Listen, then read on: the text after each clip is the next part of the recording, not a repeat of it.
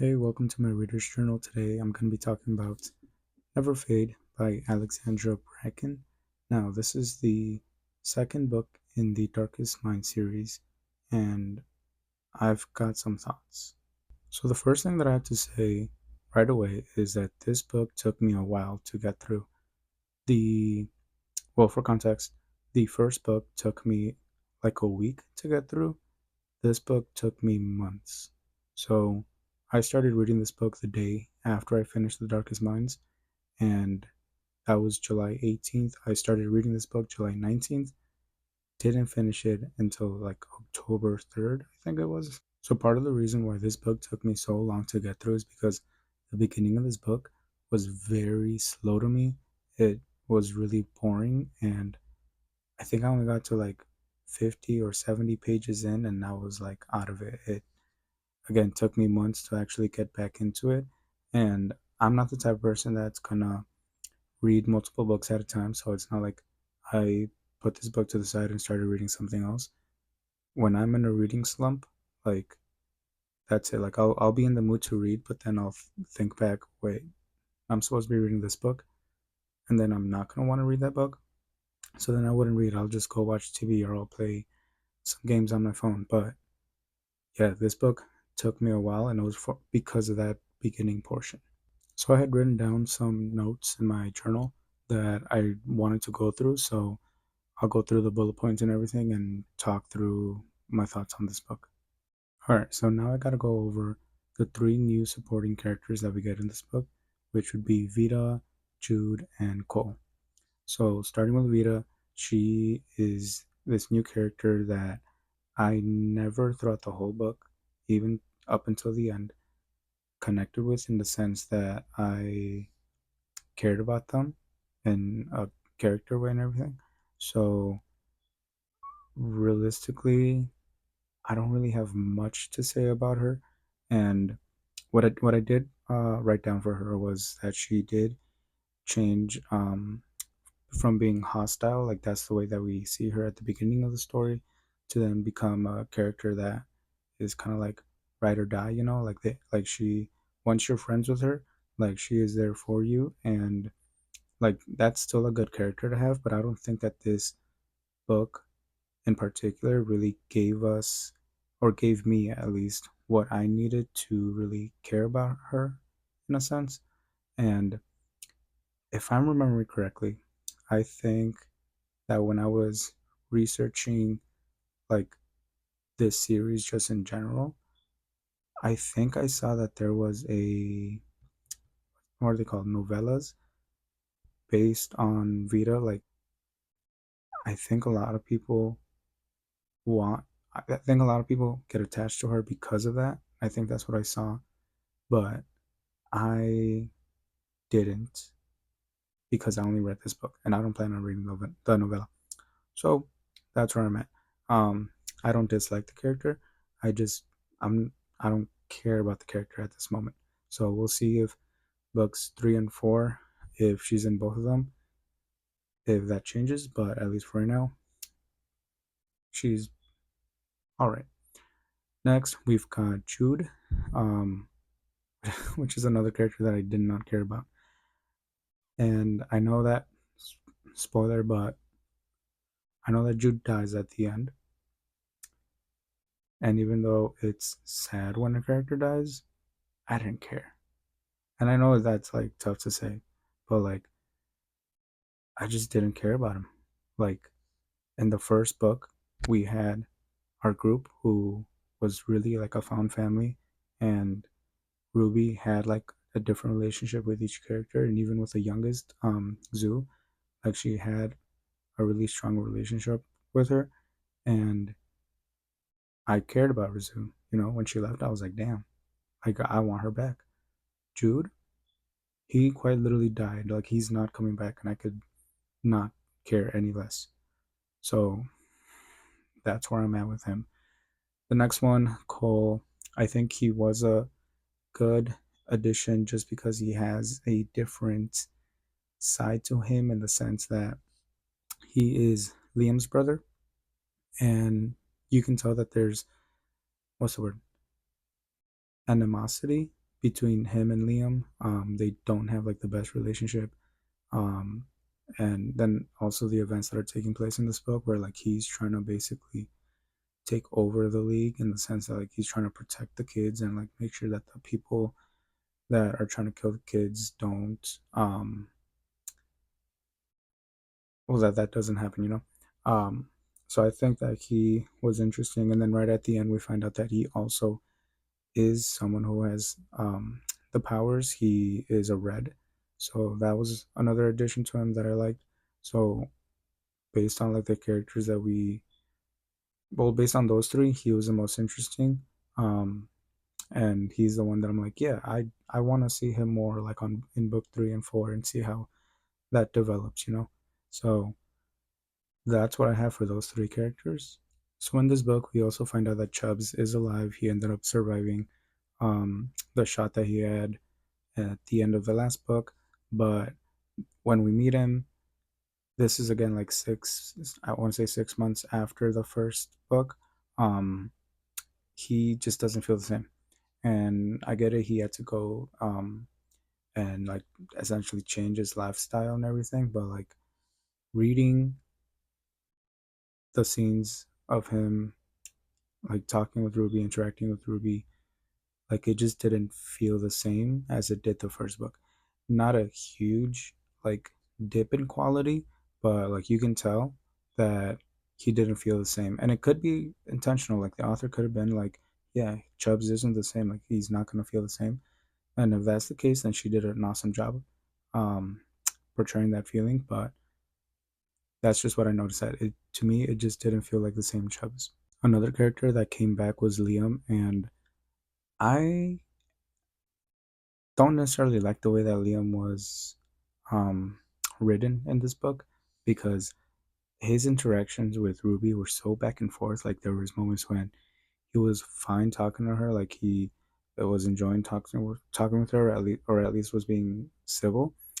And then there were times when he himself was like hostile and didn't want to be around Ruby and all this stuff. And then it comes to the surface that the reason why he was so like wishy washy, why he was so weird with his interactions was because he himself like felt like already like a strong attraction to her, like not physically attracted, but like he like just knew. He was like, oh, like I love this person, but I don't know why. Like I just met this person, but like I already had these strong feelings for this person. So it kind of makes sense, but like I just wish it didn't, because to me it also negates what happened with Ruby's parents. Because I mean, you would also think that like when the parents see her, like they would have that feeling where like, yeah, you're a stranger, but like I feel that, you know, like I don't know, you would think that the parents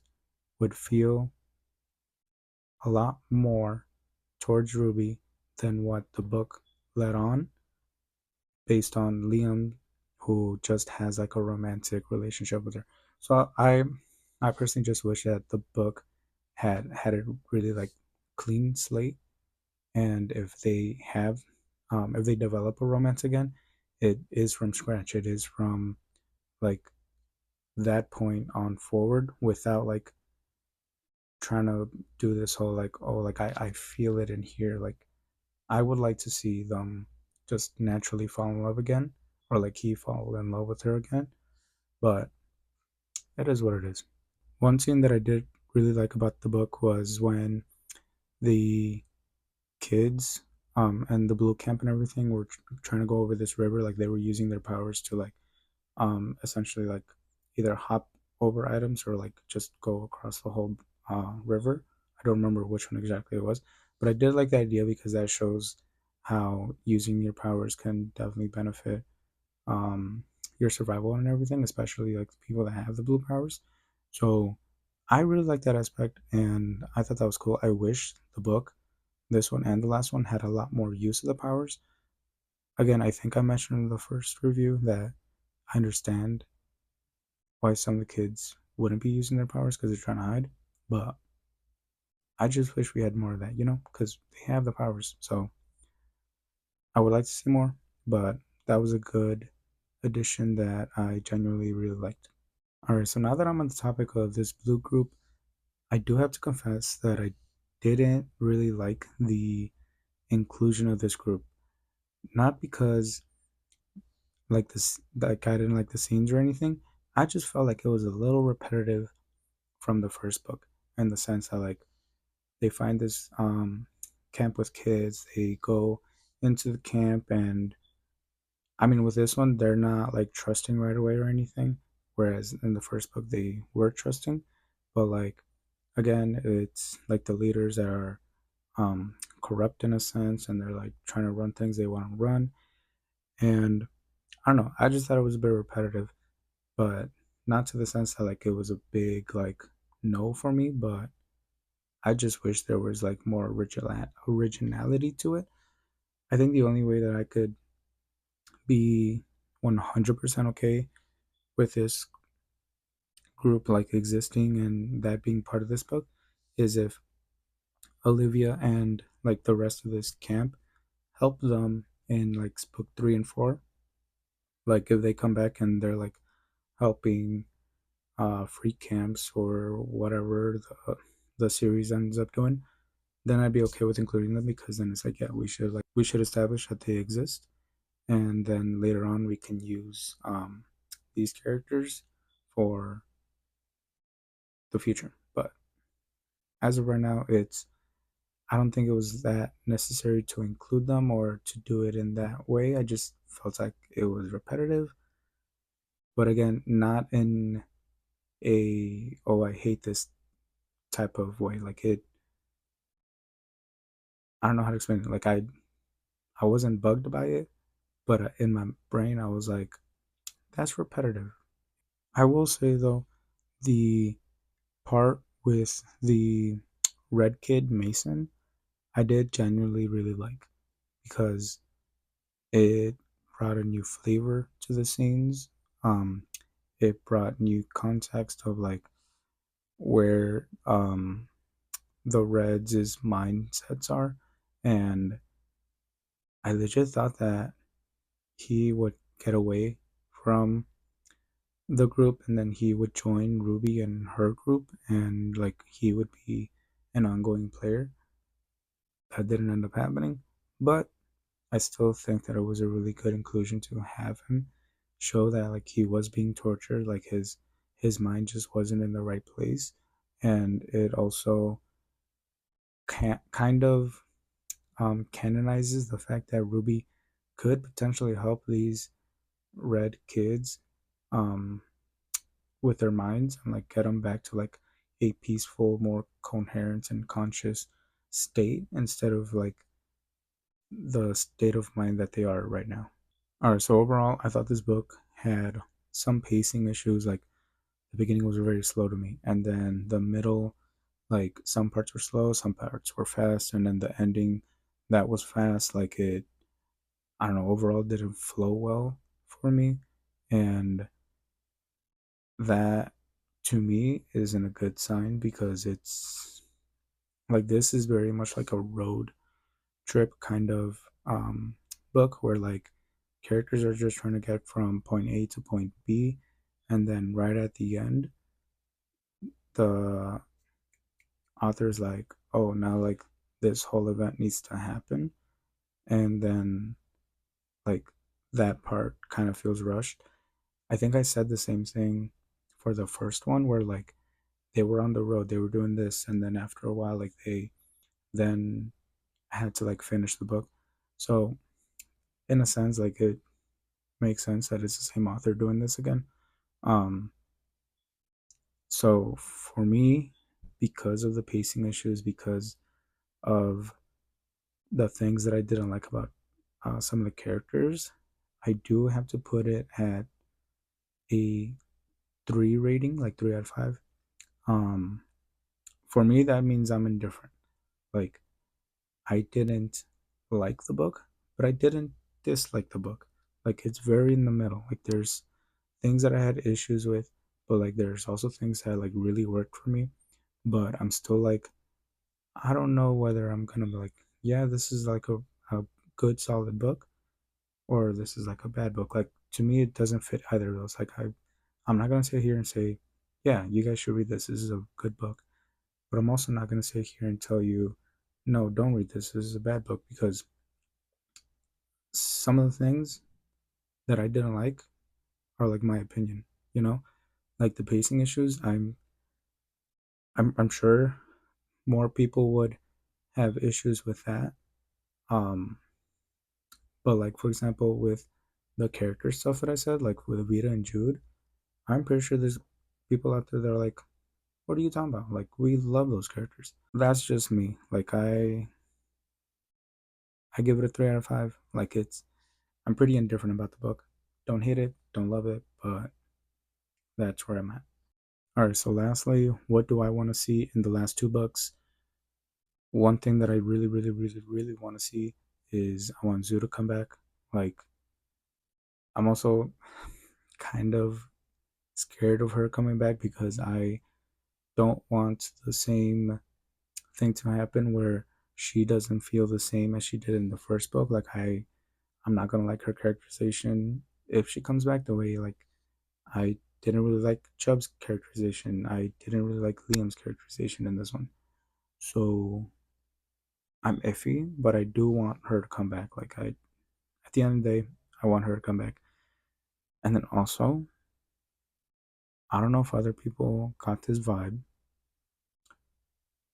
but I'm pretty sure that Chubbs and Vita are gonna get together sometimes in book two. Book 3 or 4. That's the feeling that I got when I was reading this because some of their interactions is very like they themselves are having their own enemies to lovers plotline where like she doesn't like him, like she's irritated by him. He doesn't like her, like he and it. I don't know. That's the vibe that I was getting, but we'll see how that goes. Um, but yeah, that's pretty much it that I have to say about this book. Again, I know that I criticize a lot, but that's because that's the things that I had to say about it. If you watch until the end, thank you for watching. Go ahead and leave a like. Go ahead and comment if you've read this book or if you read this series, your own thoughts about it. And yeah, I appreciate you and see you next time.